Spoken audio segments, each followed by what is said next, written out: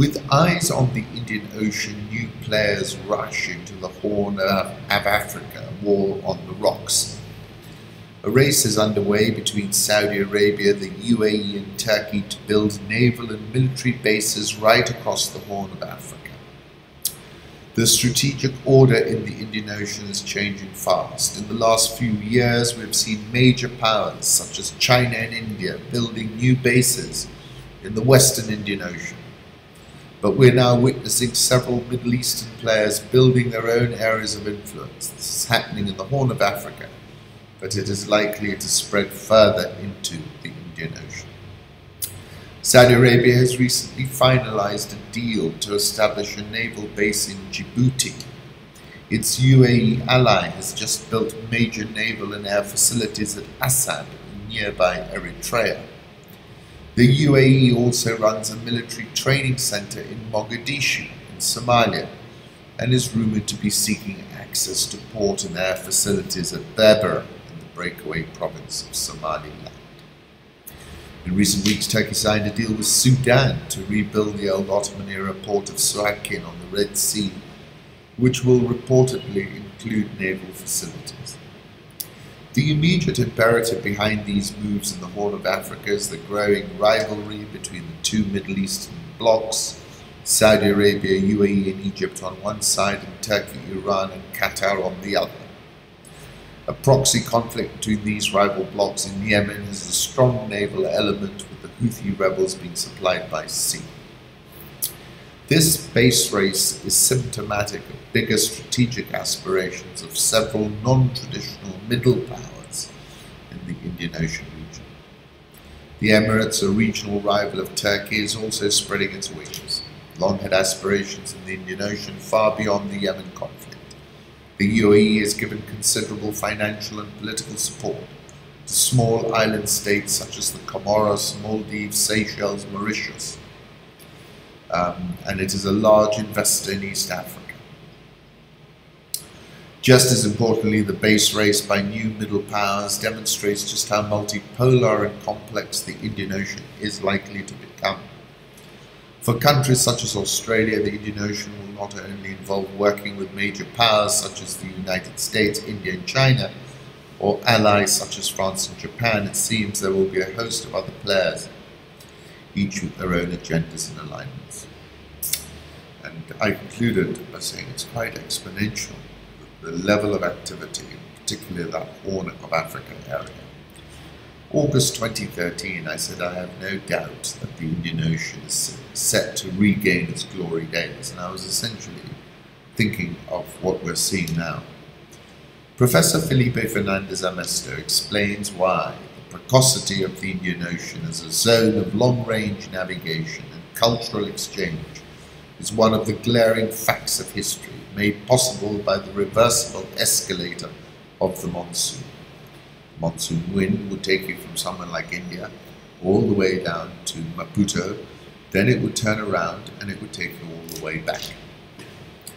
I said then in 2013, I have no doubt that the Indian Ocean is set to regain its glory days. China's dependence on imported crude oil is increasing and the US's is interestingly decreasing. I am also certain that the eastern seaboard of Africa from Mozambique through Somalia is the last great energy prize of this 21st century of ours. Therefore, the control of the Indian Ocean becomes kind of decisive, and with control, China can be shut down quite quickly. A sine qua non of President Obama's pivot to Asia is US NATO power projection over the Indian Ocean. And on that note, this is a photograph of Ali the navigator, who was navigating us along the Indian Ocean on our way to Wasini Island. When Abe Shinzo, the Prime Minister of Japan, visited Kenya and I went to that TCAD conference, he said this: Japan bears the responsibility of fostering the confluence of the Pacific and the Indian Oceans. December 2013, I said Indian Ocean in many respects is right in the geopolitical frame. And I was talking about, the Americans have this concept of distant blockade operations, and I said one of the places they'd have to be blockading at a distance would be the Indian Ocean. Island Paradise becomes latest flashpoint in India-China rivalry, power struggle in the Maldives, a tiny Indian Ocean nation known for scenic luxury resorts and crystal clear blue water, is taking center stage in a wider battle for regional influence between India and China. Yemen declared a state of emergency on Monday. State of emergency after the Supreme Court ordered him to free political prisoners and opposition politicians he's thrown in jail.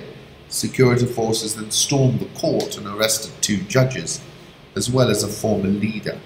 The remaining judges later annulled the previous ruling, the AP reported on Wednesday. The political drama sparked concern in India, who said last week in an unusually strong statement that it's imperative for the government to obey the Supreme Court. China, which signed a free trade agreement with the Maldives last year, said Tuesday the country of roughly 400,000 people has the wisdom and capabilities to cope with the current situation independently.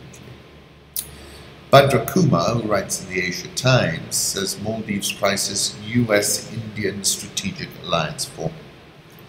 Developments in Maldives have begun unfolding according to script. India, the US and Britain spearheading the demand that the Maldivian President Abdullah Yameen comply with the order by his country's Supreme Court to release his political opponents from prison and reinstate 12 former lawmakers as members of parliament.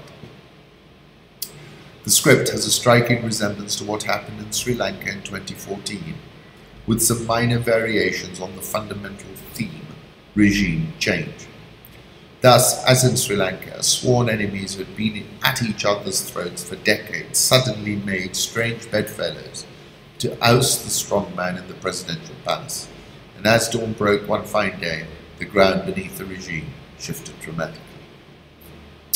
The real US-Indian game plan is to create a second island chain, similar to the one in the Western Pacific, connecting the Maldives with Diego Garcia and Seychelles, where India has a base on one of the islands, and has just concluded an agreement to build an airstrip and a sophisticated monitoring station to curb the presence of Chinese submarines in the Indian Ocean and to control the sea lanes through which China conducts the bulk of its foreign trade. By the way, the US and India closely cooperate in monitoring the presence of Chinese submarines in the Indian Ocean. I'm sure there are plenty of them. So, we've got a real geopolitical, what do you call it, moving parts colliding all over the place, but really bringing out the centrality of the Indian Ocean was the point.